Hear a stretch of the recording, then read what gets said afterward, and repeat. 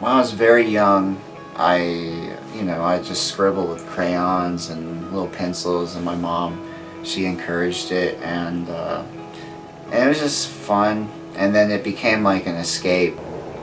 Basically, to me, art has always been an escape. You can be anywhere and then draw like a scene of horror, of a great excitement of any sort. You can just have a scene packed with action, corruption, all sorts of things just outside of that. To me, that's like one of the greatest joys, is how to communicate that feeling to someone else. To express it to the best of my ability, that's what's important. That's something I want to like have as my legacy when I die. I want to be able to say that I was able to express myself how I envisioned how it was within me. And that's just what I'm all about, is to give off a mood, to give off some sort of spatial like awareness within my paintings, and manipulate that.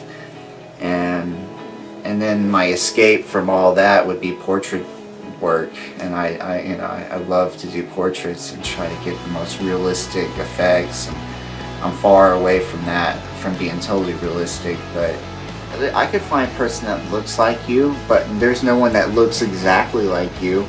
And that exactly like you is what I'm trying to capture when I'm doing a portrait of anybody. That's why I love portraits. How do you capture that person's identity? And not only that, but you're putting yourself in that person pretty much.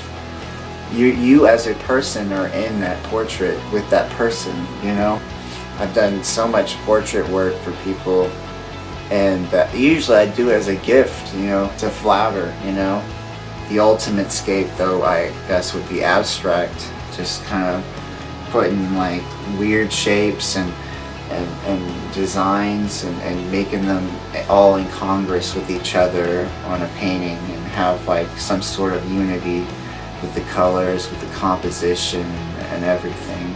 It's just it's like a duality with me, especially with you see the happiness, you see the sadness, you see the order, you see the chaos, you see everything in every painting, and it makes the composition seem so extravagant. And when you have those different contrasts, and it really helps with the whole composition of things. I try to bring out humor. A lot of humor is in my paintings, so like a lot of aspects and facets of myself and my emotions and my struggles and my mental health issues.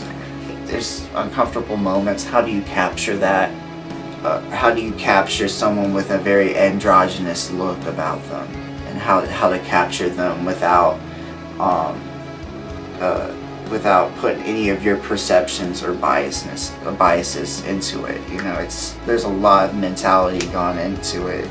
Sometimes stuff looks so weird. Like over here, I have this Jesus-looking guy holding a baby that's smoking a cigarette with a head on a trailer, and an astronaut-looking guy, a robot astronaut-looking guy.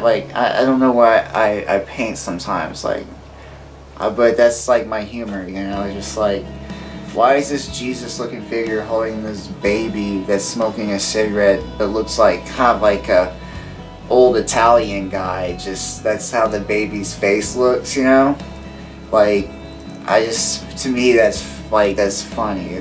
No one will ever see anything like that. I did it, and I take pride in that, kind of, I try, art should be controversial in a way. I try to make my art controversial all the time.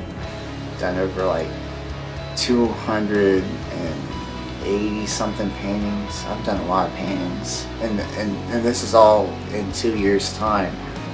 It's all documented on my Instagram and social media like Facebook. I've just done so many pieces. My room is art right now. Paintings all along the walls here, and just stacked up. And these are all the ones I haven't sold or given away, and it kind of gives me comfort to have a bunch of faces staring at me. have a bunch of different scenes and pictures. It's a cluster.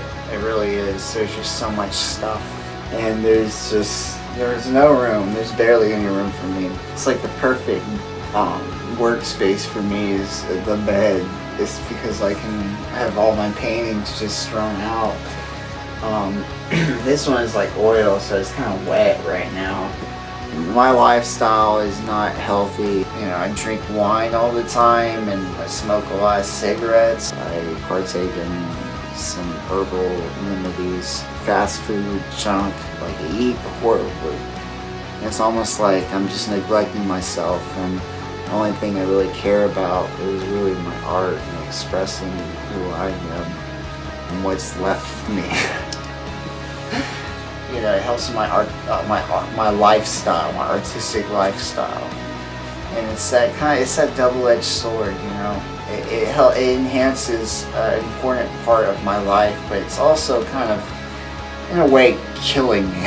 Like it's just slowly but surely, it's killing me. And that's basically the future: is just to hold my own style and to have my own legacy and to be able to make money off my art.